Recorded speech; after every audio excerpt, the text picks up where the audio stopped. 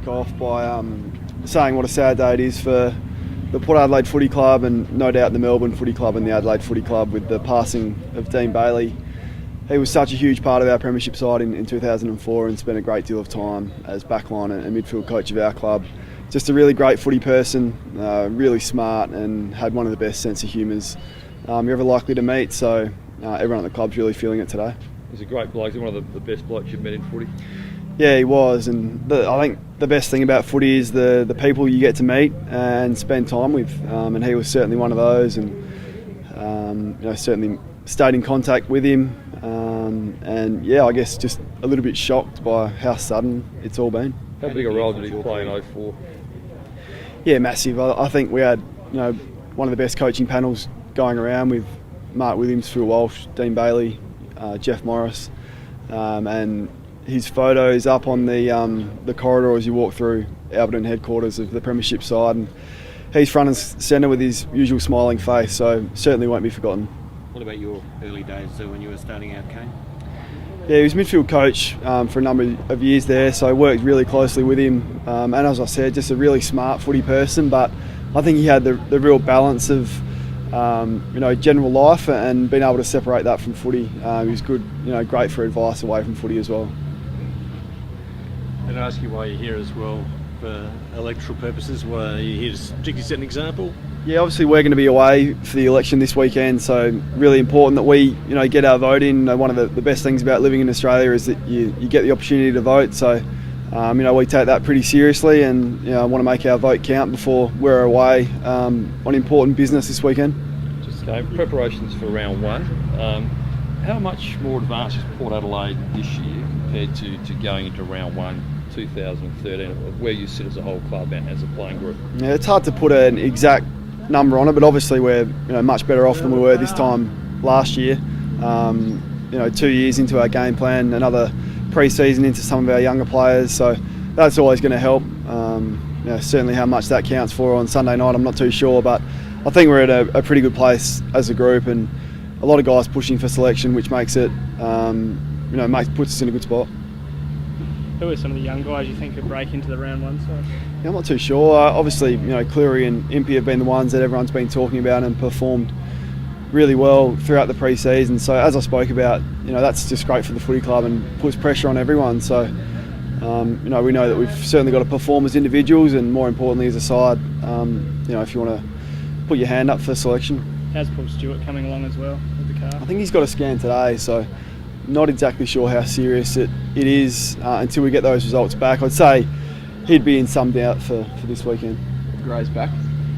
Yeah, Robbie Gray will be fit. I think Jackson, Jay Schultz and Alapate are all available and fit to put their hand up for selection. How many of those guys play, I'm not too sure. We'll find out later in the week, but certainly they're all fit and are available for selection. So while you're preparing, you would have obviously had a very keen eye on the election campaign. Cornesy, how have you seen that unfold? Well, I'm a Jay Weatherall fan. I think he's a massive Port supporter and I like the way he goes about it. So I don't know if you're supposed to say who you're going to vote for, but I'm going to vote for him. And you're looking forward to Adelaide Oval as well, training on that for the first time on Thursday? Yeah, we're there Thursday, so the first time we've been there as a group. We had our season launch there last week, which was great. It's looking amazing and everyone's pretty excited about having a run around on it and testing it out. What sort of things do you have to adjust to at Adelaide Oval? We've actually made Alberton Oval the same dimensions as Adelaide Oval, so the guys are getting used to the size of it. It's obviously a little bit narrower, pretty much the same length, so I guess it's just all those sort of things, the way the ball bounces, the grass, and just the general feel of it. But until there's 50,000 there, and I guess you don't get a real taste of what it's going to be like until that round 2 showdown. How long have you been training with Alberton at the same size? Oh, I reckon it's been a couple of weeks, Andrew. Yep. Did it change how you play at all? Different dimensions? No, we haven't spoken about it as a group. I think we're so used to travelling all over Australia and playing on all different types of grounds that, a little bit shorter here and longer there doesn't faze us too much. I think, if we play the way that we want to play, a different ground doesn't tend to make too much of a difference, but no doubt there'll be little things like which way the wind blows and those sort of things which will affect the way we kick the ball in and small things like that, but it won't have too much of an effect. Just back to the election, what would you like to say to supporters who are going over to Melbourne to help you? Yeah, just make sure you get your vote in before you go away this weekend. How long will it take before you get the home ground advantage of Adelaide Oval that you perhaps had at Football Park?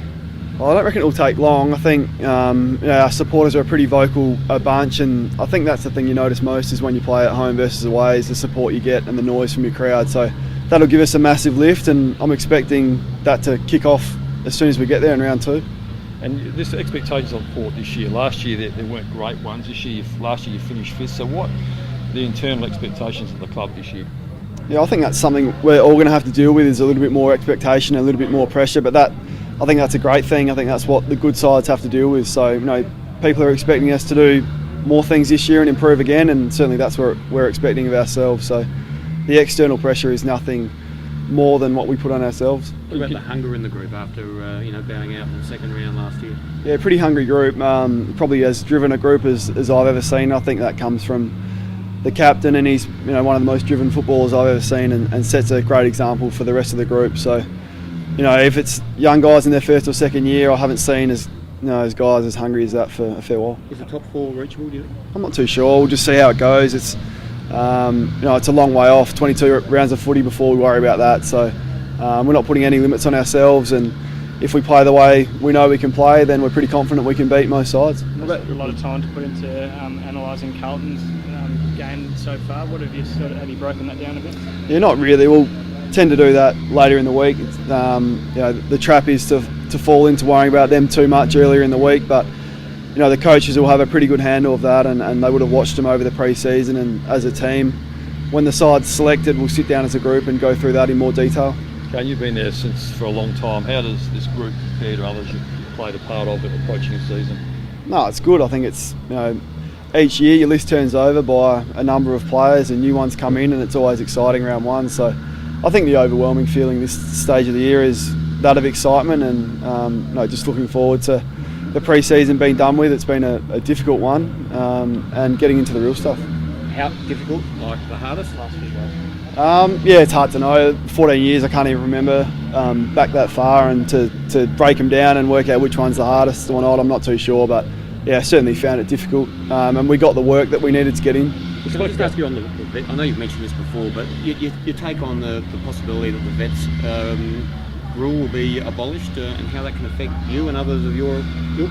Yeah, look, I think it's really disappointing. I don't see the logic in it. I think if they're worried about it, then cap each side with 4. I'm not sure they need to scrap it all together. I think it's a great incentive for clubs to keep older players. Footy's a young man's game, and it's difficult to play till you're 30, so any incentive that the AFL can come up with to prolong guys' careers, I think is a good thing. So yeah, look, I think it's really disappointing that they've chosen to axe it. 300 still in your sights? Yeah, we'll see how we go. I'm feeling pretty good, and I'm not putting any. I'm not saying I'm going to get there. I'm not saying I'm not, but yeah, certainly in the back of my mind, it would be nice to get there. It makes it harder with no petrol, I suppose, doesn't it? Yeah, a little bit. I think we're a pretty young list. We only got the 2 older guys. We're not going to be as affected as someone like Geelong, who's got 7 or 8. So, I think 2 guys over 30s, not much of a worry for the list management people. Kane, you spoke about the drive and the hunger. Is that come from Boki or other reasons, or is he the main driver of all that? He's a big factor in it. I think the coach is pretty driven as well. So those 2 guys together have probably had a major influence on it, and everyone else has jumped on board. And the fact you might have very close to your best 22 into round 1, how much of a bonus? You see what's happening at Adelaide, a lot of injuries. How much of a bonus and a springboard to a good year is that for Port? Yeah, I think credit to, some injuries are unlucky as we've seen in Adelaide, but credit to the fitness and medical staff at our club that have got us cherry ripe leading into round 1, and we need a bit of luck to maintain that throughout the year, and if we can do that, then we're obviously going to be in a pretty good position. The intensity goes up massively. Have you addressed the slow starts, given that you're going from NAB now to the AFL round 1? Yeah, we've addressed that. And it's been a bit of an issue for it. There's no point shying away from that fact, and we need to start better, and we can't give sides starts. So we're aware of that, and hopefully on the weekend we can start well. Right. Thanks, guys. Thanks.